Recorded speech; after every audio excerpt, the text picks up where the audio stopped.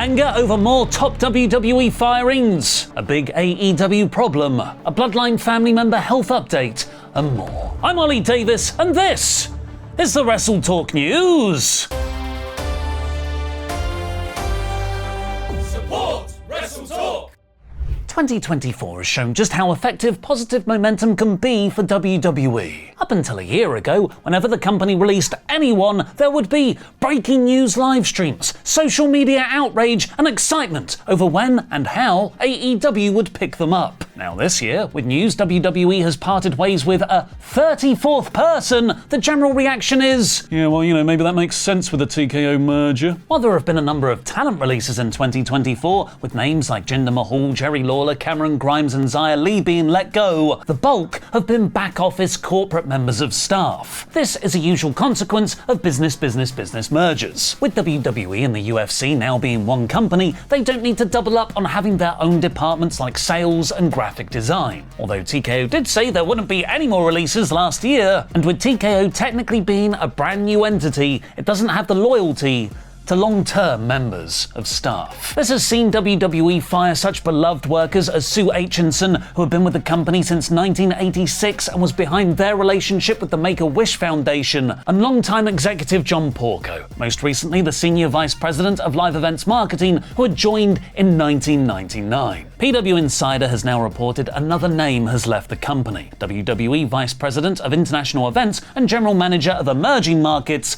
Michael Levin. Levin has worked for WWE for over 7 years in the London office, and his position has been reportedly phased out during the merger. But in confirming Levin's departure, Fightful added a more surprising release. Senior Director of TV Event Relations, Steve Rubin, who had been with WWE for 26 years, first starting out as a production assistant and working his way up through the company. The Wrestling Observer have added that Rubin was very popular behind the scenes in WWE, and many have complained privately about his release. And one person has taken it online. No stranger to public rants, Ric Flair has posted on X with the first letter of every word capitalized. This is the worst professional move I've ever seen in my entire life. Makes me think he's critiquing a wrestling match. To let go of a man who was so generous and good, who accommodated everyone, including me and my family and my world of friends. God bless you, Steve Rubin. I'm so sorry. One of the other corporate names released by WWE this year was Dan Ventrell, but according to Fightful, that wasn't just because of the merger. It was because he didn't properly communicate with a lot of talent who have contracts expiring soon, which is why one of WWE's biggest stars and a current champion could just walk out of the company in a couple of weeks. Who's that Pokemon? It's Becky Lynch. Fightful is reporting that current Women's World Champion Becky Lynch has approximately 3 weeks left on her WWE contract and hasn't yet signed a new one. Both sides have been in talks, but the terms haven't yet been agreed. It shows how different the company is now compared to under Vince McMahon. I'm not sure Vince would have ever put a title on a wrestler a month out from their contract expiring. In fact, he would have probably used that to get them to re-sign a new deal first, then buried them once they had. Yet Levesque booked Lynch to win the vacated title due to Rhea Ripley's sudden injury, giving Becky way more leverage in any future negotiations. Even when you could have had just Liv Morgan win it, whose contract isn't imminently up. It's still widely expected Becky will agree a new deal with WWE, just like the other big names who had their contracts running out this year have, like Finn Balor, Drew McIntyre, and Becky's real-life husband, Seth Rollins. I'm just presuming it will now be for loads more money.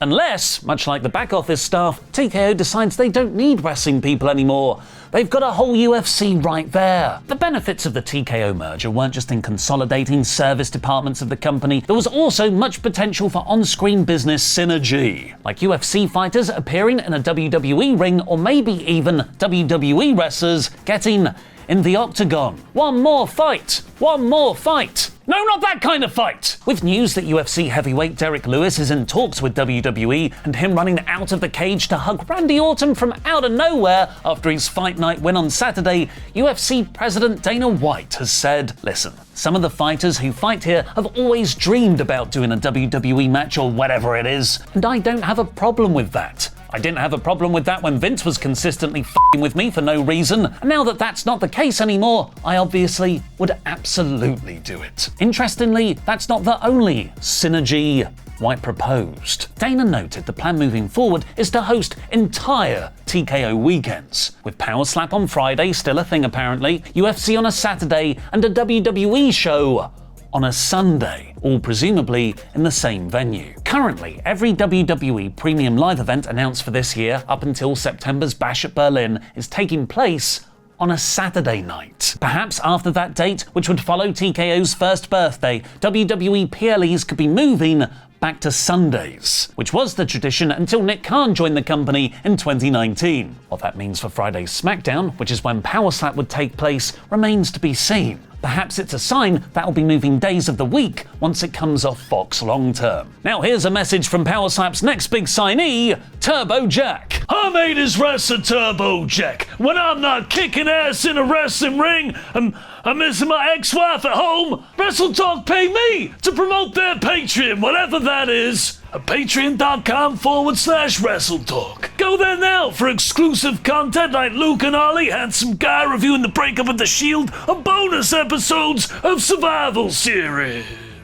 And if you pay enough, you get a shout out from the greatest 80s wrestler ever to walk God's green earth. Oh God, I miss my wife. So thank you, the $100 Man, CD Harver, Bolden Brummy, Brett Linfoot, Big Jiggy Josh Martin, Double L Liam Leonard, The Pin, Echo of Success Luke Kelly, The Map Man Matthew Allen, Abominable Michael Abbott, King of the Conquest Stephen Mullinex, Pay for the Course Sarjeth, and where there's a will, there's a Will Campbell. Go to patreon.com/WrestleTalk to get your own shout out for loads of exclusive videos. The King and Queen of the Ring show in Saudi Arabia will take place on the 25th of May. Make sure to subscribe right here on WrestleTalk, where me, Luke and more will be doing live reactions, and there's been several more live show results over the weekend in the tournament. At WWE's house shows on Saturday and Sunday, LA Knight beat Santos Escobar, Tiffany Stratton beat Michin, Kofi Kingston beat Rey Mysterio, and Shayna Baszler beat Maxine Dupree. Dupree had to replace Zelina Vega as the tournament curse continued, making Vega the fourth person not to be medically cleared for the first round.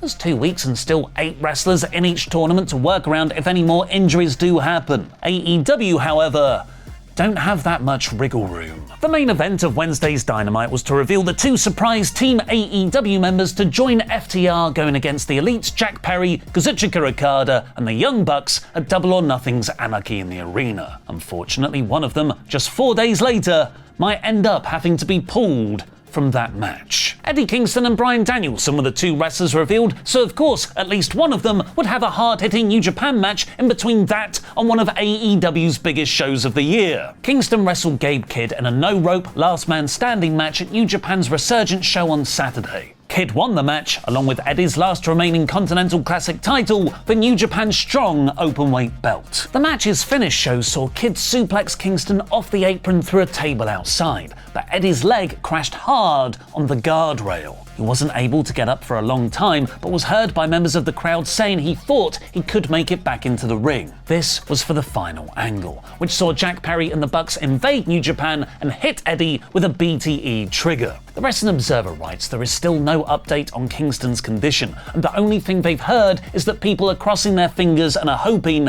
he's okay. Hopefully, this is all an elaborate work and Kingston is fine. But there is an unfortunate possibility that Eddie was injured but just managed to do the angle, which could help write him off Double or Nothing if needed. In a positive health update though, Afa Anoa'i has been discharged from hospital after suffering 2 heart attacks. Afa is one half of the legendary Wild Samoans tag team and the uncle of Roman Reigns, Rikishi, and loads more. Check out our Bloodline Family Tree Explained video by clicking the link in the video description below for the full, highly confusing breakdown. He currently runs WXW Wrestling, not the German one, which gave this update on Facebook. On Thursday, our beloved patriarch Afa, the Wild Samoan, had a successful TAVR procedure to replace his aortic valve. Yesterday afternoon, he was discharged from the hospital We're also grateful that this final hurdle has been passed. Now he has more back rehabilitation to do, but our Pop's kicked out again and is one of the strongest human beings in the world. Thank you all for your prayers and concern. Now go watch Luke, Pete and I try to predict every entrant in the Men's Royal Rumble match